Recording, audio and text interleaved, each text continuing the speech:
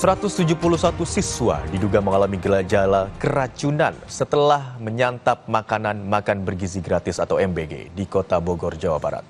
MBG ini disediakan oleh Satuan Pelayanan Pemenuhan Gizi SPPG Bosowa Bina Insani. Wakil Wali Kota Bogor, Jenal Mutakin, menjenguk siswa sekolah yang masih dirawat di Rumah Sakit Hermina Kota Bogor kemarin sore. Gejala yang mereka alami rata-rata sama, yaitu muntah disertai buang air, identik dengan gejala keracunan.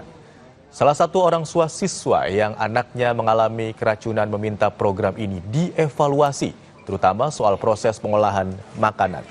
Keracunan makanan MBG ini mulai terjadi sejak hari Rabu lalu.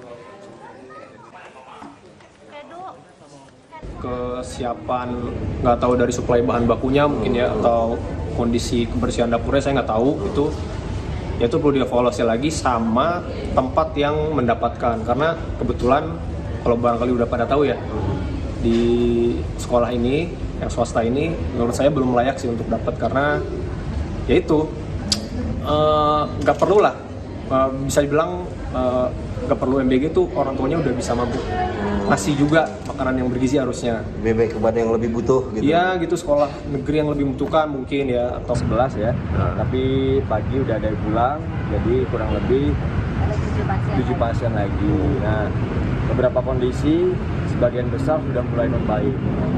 Mualnya, demamnya, dan juga ada anak TK yang saya lihat sedikit kasih candaan lah biar tersenyum, terus juga ada anak SMP. Berdasarnya dengan mendapat perawatan yang tepat, pasti saya yakin akan lebih baik dan lebih memulih ya.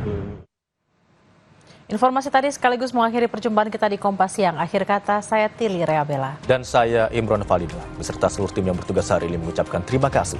Sampai jumpa.